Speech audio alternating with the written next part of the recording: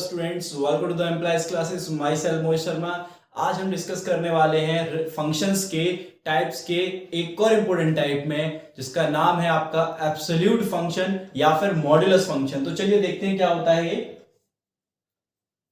Modulus absolute valued function, या फिर इसको हम क्या कह देते हैं, मॉड्यूलस फंक्शन कह देते हैं। स्टूडेंट क्या कहते हैं, मॉड्यूलस फंक्शन भी कहते हैं। क्यों होता है? देखिए, इस फंक्शन पर आने से पहले आपको कुछ बातें जानना बहुत जरूरी है। फॉर एग्जाम्पल, आपको पता है आप मॉड 2 ले लीजिए, वो पॉजिटिव आना है। चाहे आप -2 ले लीजिए, वो भी पॉजिटिव आना है। चाहे आप -√2 ले लीजिए, वो भी पॉजिटिव आना है। और चाहे आप प्लस का √2 ले लीजिए मॉड में, वो भी क्या आना है, पॉजिटिव आना है। आपने छोटी क्लास में पढ़ा होगा और आपको पता होगी कि मॉड्यूलस वैल्यू जब भी बाहर आती है वो पॉजिटिव होकर आती है। That's it. ठीक, बहुत अच्छे। आपको ये आई थिंक क्लियर हुआ हो कि मॉड्यूलस में वैल्यू आपकी पॉजिटिव आती है। अब यहां पर हमारा एक फंक्शन है जिसे हम क्या कह रहे हैं, मॉड्यूलस फंक्शन या फिर एब्सोल्यूट वैल्यूड फंक्शन। कब कहते हैं? If f(x) equals to mod of x, f(x) equals to mod of x है यहां पर, है ना। अब देखिए, यहां ये जो x यूज हो रहा है वो है आपका डोमेन, जो कि क्या है, सेट ऑफ रियल नंबर, है ना। और कोडोमेन पर रेंज पर अभी बात करेंगे, लेकिन उससे पहले हम देख लेते हैं। देखिए, यहां पर मॉड x इक्वल्स टू दो वैल्यूज दे रहा है। देखिए, आप एक बात क्लियर समझ गए, अगर मैं x की वैल्यू चाहे नेगेटिव रखता हूं या पॉजिटिव रखता हूं, मुझे मॉड के बाद जो सॉल्यूशन आएगा वो पॉजिटिव ही मिलने वाला है ना। It means that greater than 0 मिलने वाला है। ये सारी वैल्यूज क्या है, greater than 0, greater than 0, greater than 0। और अगर मॉड 0 निकालूं तो वो भी 0 आएगा। तो एक कंडीशन क्या हो जाएगी, इक्वल 0 भी हो जाएगी एक कंडीशन की। ठीक है, तो इसमें देखते हैं हमें पता है ये सारी वैल्यूज क्या है, ये y की वैल्यूज हैं, है ना, ये और ये। और यहां जो आपको दिख रहा है if x is greater than 0, if x is less than 0, ये रिप्रेजेंट कर रहा है आपके डोमेन को। किसको रिप्रेजेंट कर रहा है स्टूडेंट्स? डोमेन को। और मैंने बोल दिया x बिलोंग्स टू R। मेरा पूरा डोमेन क्या है, सेट ऑफ रियल नंबर है ना। क्या है, सेट ऑफ रियल नंबर है मेरा डोमेन। अब हम बात करेंगे, अगर डोमेन 0 हो जाए, ये दिख रहा है आपको, x is greater than equals to 0, या तो x का वैल्यू 0 हो जाए या 0 से बड़ा, यानी कि ऑल पॉजिटिव नंबर, है ना, 0 and including all positive number. ठीक है, अगर ये हो जाता है तो फिर मॉड x क्या आता है, आपका x आ रहा है। यानी कि उन्होंने ये कहा कि f(x) equals to mod x equals to x हो जाएगा। x हो जाएगा कब, if x is greater than equals to 0। मैंने यहां दिखा दिया। देखिए, अगर आप x की वैल्यू 2 लेते हो, पॉजिटिव है, ग्रेटर देन 0, x की वैल्यू 0 लेते हो तब भी 0 आ रहा है ना। और x की वैल्यू √2 लेते हो जो कि क्या है, 0 से बड़ी है, पॉजिटिव है। तो ये वैल्यूज कैसी आती हैं, आप देख रहे होंगे, ये सारी वैल्यूज देखो, ये देखिए, या तो 0 या 0 से ग्रेटर आती हैं। आई होप सो आपको समझ में आया होगा। आगे देखते हैं, if f(x) equals to mod x हमारा फंक्शन, ये वैल्यू -x आ रही है स्टूडेंट्स। क्या आ रही है, -x आ रही है ना। If x is less than 0, यही तो फंक्शन मेरा कह रहा है कि अगर x की वैल्यू 0 से छोटी हो जाती है, यानी कि all negative numbers, all negative real numbers, है ना, तो बेटा आपको ये कैसा मिलेगा, -x, है ना। क्या मिलेगा, -x मिलेगा।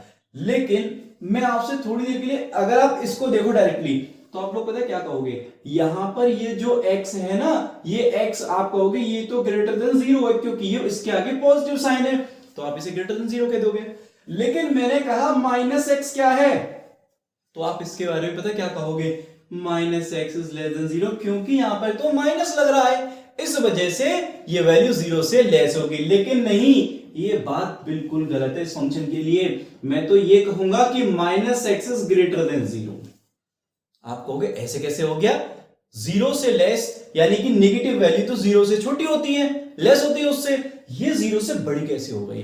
अरे स्टूडेंट्स, आप ये देखिए, आप x क्या पुट कर रहे हो, यानी कि आपका जो डोमेन है ये जो x है ना, उसे आप क्या लगा रहे हो, उसे आप पहले से ही क्या लगा रहे हो, नेगेटिव लगा रहे हो, माइनस का लगा रहे हो, है ना। तो अगर मैं यहां पर x की वैल्यू, देखो यहां पर x की वैल्यू नेगेटिव रख दूं थोड़ी देर के लिए, तो -2 रखूंगा, बेटा माइनस माइनस प्लस 2 होता है, ये ग्रेटर देन ही तो होता है 0। नहीं आई बात समझ में? आप यहां देखिए, आपने डोमेन क्या रखा है, माइनस, है ना, नेगेटिव रख रहे हो आप डोमेन को।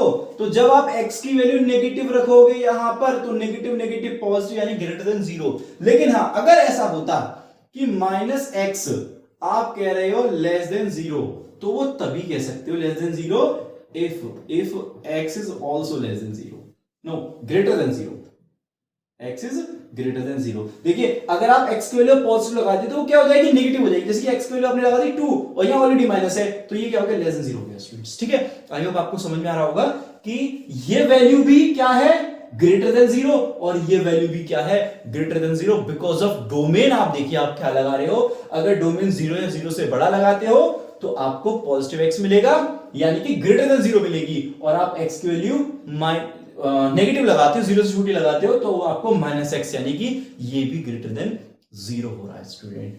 आई होप को आपको यहां तक ये बातें क्लियर हुई होंगी। अब मैं ये कह रहा हूं कि हम इनको y इक्वल भी तो कंसीडर कर सकते हैं ना, इसको हम y इक्वल भी तो कंसीडर कर सकते हैं, ये y इक्वल ही तो होता है, यानी कि y इक्वल x मिल रहा है हमें एक बार। तो देखिए y equal x if x is greater than equals to 0 students. ठीक है, और एक बार y इक्वल क्या मिल रहा है मुझे, माइनस x, एक बार y equal minus x if x is less than 0, और आपको पता है दोनों ही कंडीशन में ये y ग्रेटर देन 0 है, देख लीजिए, क्योंकि ये भी ग्रेटर देन 0, ये भी ग्रेटर देन 0, अभी अभी मैंने आपको बताया।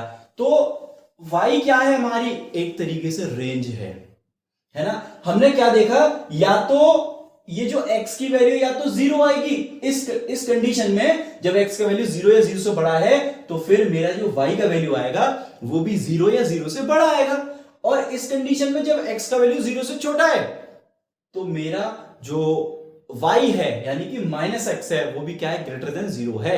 यानी कि कुल मिला के आप देख पा रहे हो रेंज मेरी नेगेटिव आ ही नहीं रही है ना। रेंज मेरी कैसी आ रही है, या तो 0 या 0 से ग्रेटर। तो यहां से एक तथ्य मैं ये निकालता हूं कि अगर मैं कहूं डोमेन है ना, domain of f of this absolute valued function, तो इसे कहेंगे बिलोंग्स टू R, है ना, बिलोंग्स टू R, या फिर इक्वल R कह दीजिए ना, सीधे सीधे इसको आप डायरेक्टली R कह दीजिए, सेट ऑफ रियल नंबर। लेकिन अगर मैं रेंज की बात करता हूं स्टूडेंट्स, इसमें रेंज ऑफ f, तो आप क्या कहोगे, रेंज ऑफ f इक्वल आएगा ऑल पॉजिटिव रियल नंबर, है ना, और यूनियन ऑफ 0 भी तो इंक्लूड है, यानी कि नॉन नेगेटिव नंबर बनेगा किसका, रेंज का सेट, इस फंक्शन के लिए, मॉड्यूलस फंक्शन के लिए। क्योंकि अब देखिए मोटी मोटी बात अगर हम करें, है ना, एक बेस पर कि y equals to mod x है,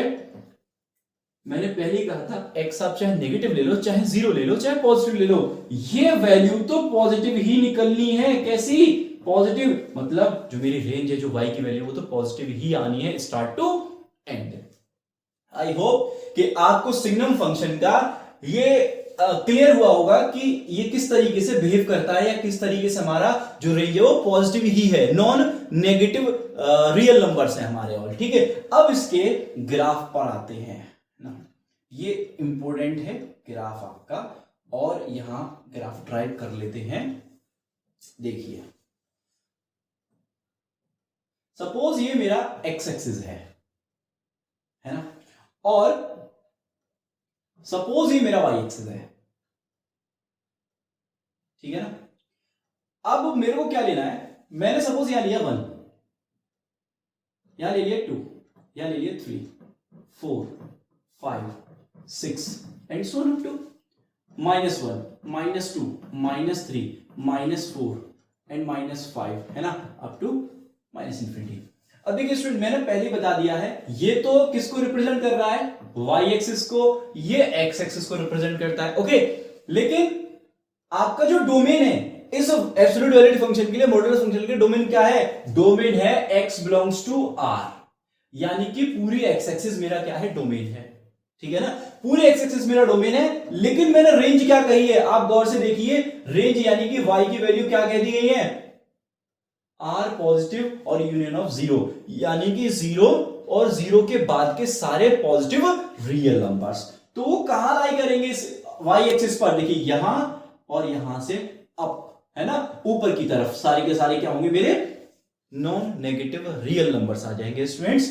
तो चलिए इसको ग्राफ को बनाते हैं। फर्स्ट ऑफ ऑल जब मैं फर्स्ट क्वाड्रेंट में हूं, आप खुद देखिए, जब आप क्या कह रहे हो x की वैल्यू या तो जीरो आ जाए या जीरो से बड़ी आए, यानी कि पॉजिटिव, डोमेन क्या ले रहा हूं, या तो जीरो या जीरो से बड़ा, तब y की यानी fx की वैल्यू क्या है, x है, y इक्वल क्या है, x है। तो चलिए इसी बात को आगे बढ़ाते हैं कि y इक्वल x है कब, जब आप if x is greater than equal to zero लेते। अब सपोज डोमेन में से आपने जीरो लिया x का वैल्यू, तो y पे क्या मिलेगा स्टूडेंट्स आपको, जीरो, ठीक है ना, x इक्वल जीरो पर। अब आपने x इक्वल वन ले लिया, suppose that x equal one लिया, तो y इक्वल भी क्या मिलेगा इस फंक्शन से, वन मिल जाएगा आपको।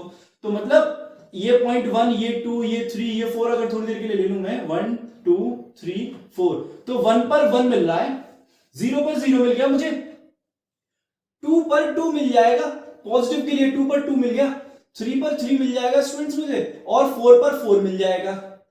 इसी टाइप से 5 पर 5, 6 पर 6 मुझे मिलता रहेगा, और इस तरीके से मुझे क्या मिल जाएगा, यहां पर मुझे मिल जाएगी एक स्ट्रेट लाइन, इस तरीके से, है ना स्टूडेंट्स, ठीक है ना। ये आ गया आपका एक स्ट्रेट लाइन जो कि y इक्वल एफ एक्स को रिप्रेजेंट करता है सिर्फ, है ना, y इक्वल x को रिप्रेजेंट करता है if x is greater than zero, यानी डोमेन मेरा क्या है, जीरो है, जीरो से बड़ी वैल्यूज हैं।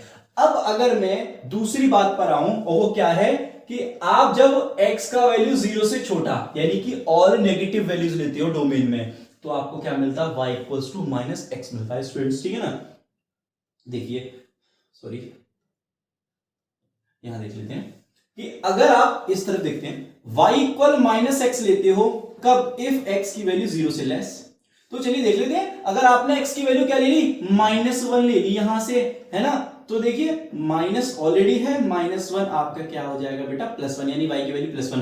तो ये पॉइंट कहां लाई करेगा कि x की वैल्यू माइनस वन और y की वैल्यू वन, तो माइनस वन और वन यहां लाई करेगा स्टूडेंट्स। इसी टाइप से अगर आप x की वैल्यू माइनस टू ले लेते हो, तो प्लस टू, यानी माइनस टू पर प्लस टू मिल जाएगा स्टूडेंट्स, ठीक है ना।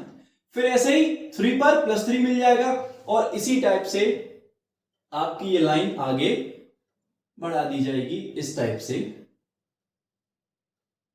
ठीक है। ये पॉइंट थोड़े आउट जा रहे हैं मेरे, थोड़े देख लेना, है ना, बिल्कुल एग्जैक्टली तो नहीं आ पाए, वैसे इसी पर आएंगे पॉइंट्स। अगर मैं यहां पर शो करूं इनको, तो ये पॉइंट कहीं यहां पर हो जाएगा इस तरीके से, और एक यहां पर आ जाएगा, है ना। ये स्टूडेंट्स यहां से थोड़ा हटा देते हैं, ठीक है।